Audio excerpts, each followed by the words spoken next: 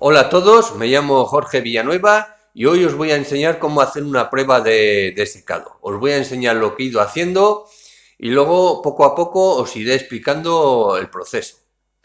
Aquí, como podéis ver, he hecho dos baldosas y en esta he cogido las medidas del tamaño de la baldosa, que es muy fácil, muy sencillo, que es simplemente coger un metro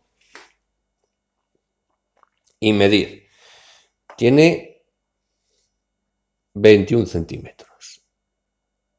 21 centímetros.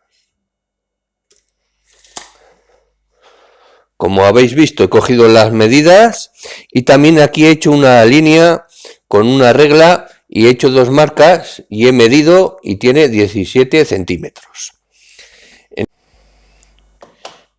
Y en esta otra baldosa lo que he hecho ha sido pegar una tira que, como podéis ver, es mucho más fina que la baldosa.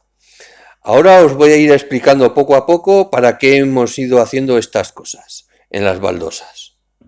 Lo primero que os quiero decir que cuando hagáis algún tipo de prueba de secado, siempre lo tenéis que hacer a temperatura ambiente.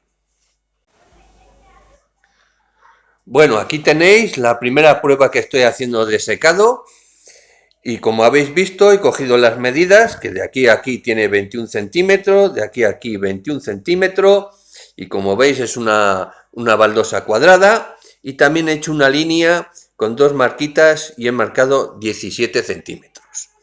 Con esto lo que quiero saber es lo que va a perder la arcilla al secar. Como ya sabéis, no todas las arcillas tienen la misma pérdida de volumen. Es decir, que hay arcillas que pierden más volumen al secar y otras no pierden tanto volumen. Suele estar entre 1 y 2 centímetros, más o menos. Esto también va a depender del tipo de mezcla que habéis hecho con la arcilla. Es decir, si a la arcilla le habéis añadido arena o chamota, os va a dar otro resultado diferente. Y si también habéis hecho una pasta donde habéis mezclado diferentes arcillas y habéis añadido arena o chamota, también nos va a dar otro resultado diferente. Bueno, en esta segunda prueba de secado que estoy haciendo aquí, como veis, he hecho la baldosa exactamente igual, tiene un grosor de 1 centímetro y aquí he pegado una pletina de medio centímetro de grosor. Como veis, hay diferencias de grosores. Lo que quiero ver en esta prueba es si hay algún tipo de deformación, si hay algún tipo de tensión a la hora de secar al haber diferentes grosores y si hay algún tipo de rotura o de grieta. Como ya sabéis, la arcilla seca siempre desde el exterior hacia adentro, es decir, desde las orillas de la pieza hacia el centro de la pieza. Y cuando hacemos una escultura o un mural y hay diferencias de grosores, lo primero que va a secar van a ser las piezas o detalles que hayamos dejado más finos que las piezas más gruesas que hayamos dejado como base de la escultura o de un mural. Y esas diferencias que puede haber en una pieza, tanto de grosores como de zonas ya secas, lo que va a hacer es que haya una tensión con las zonas que aún están húmedas. Y en esas diferencias lo que nos puede aparecer ya son las grietas, incluso la rotura de alguna zona de la pieza. ¿Cómo proceder? ¿Qué pasos dar? ¿Y cómo mejorar? Lo primero que tenemos que hacer es apuntar todo el proceso en una libreta. Es decir, apuntar qué tipo de arcilla estamos utilizando, si estamos utilizando una pasta, cuántas arcillas hemos mezclado, si estamos utilizando chamota o arena, qué cantidad de chamota y de arena hemos utilizado, todo eso apuntarlo. Esto nos va a ayudar luego a la hora de poder corregir cualquier problema que hayamos tenido.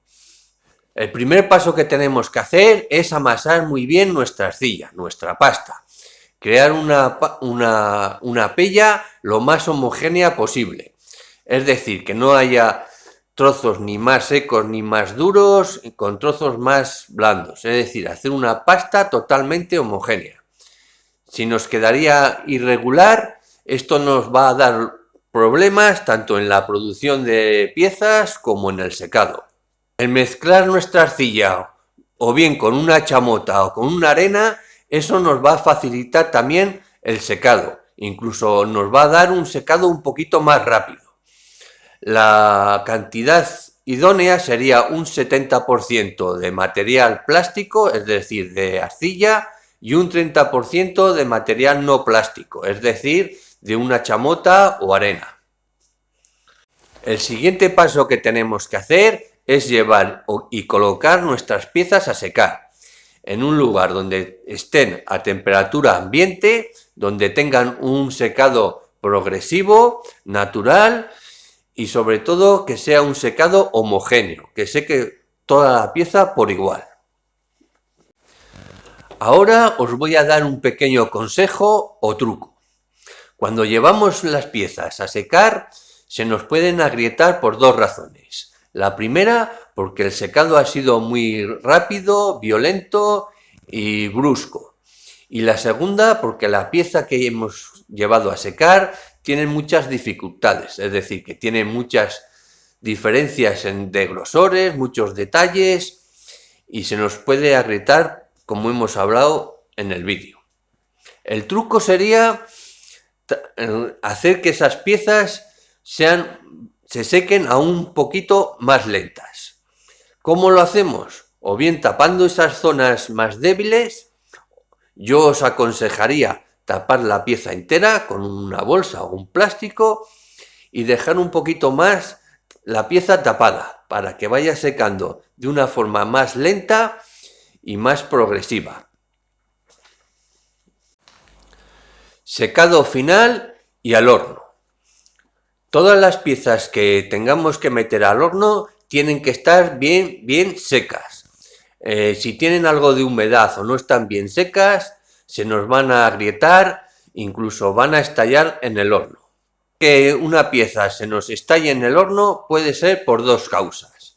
La primera, que es la más conocida, que es porque la arcilla no esté bien amasada y contenga una burbuja de aire.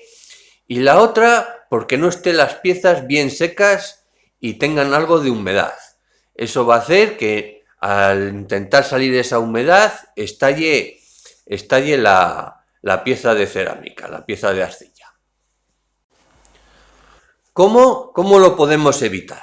Bueno, yo aquí ya tengo una pieza preparada, está seca, es de arcilla blanca, como veis se ve totalmente seca por todos los lados. Y esta pieza ya la tendríamos preparada para meter al horno. Pero eso no quiere decir que dentro de esta arcilla, en el interior, aún tenga un poquito de humedad. Si no sacamos esa humedad que queda, esa poquita humedad, al calentar el horno, nos podría romper y estallar esta pieza. ¿Cómo lo podemos evitar? Lo que tenéis que hacer es precalentar el horno. Un día antes o unas horas antes de empezar a bizcochar. Yo os recomiendo que lo hagáis un día antes. ¿Cómo lo hacemos? Una vez que hemos llenado el horno con piezas secas, como esta, en estado seco, vamos a ir calentando el horno de forma gradual. Vamos a hacerlo varias veces durante un día entero.